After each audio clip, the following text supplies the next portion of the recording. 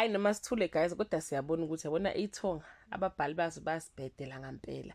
Hello everyone, welcome back to Cellular Trend. Thank you so much guys for tuning in. I'm here to update you of what's going to happen on Itonga from the 13th to the 17th of October 2025 on Monday. As chaos starts to grip Ezulwini Street, the king rises again. Mbali buries the past on Tuesday. Sanele gives his brother a bone and makes it clear he's run out of favors. As fear spread in Ezulwini, Pablo offers protection at a price.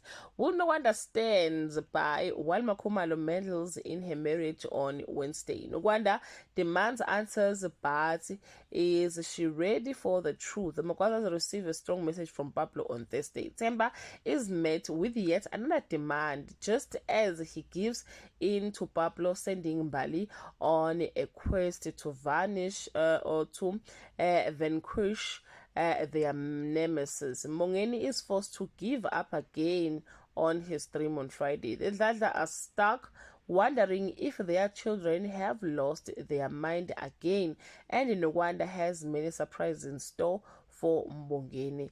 Well guys, that's all I have for today. You can leave your comment below and share your opinion. Bye.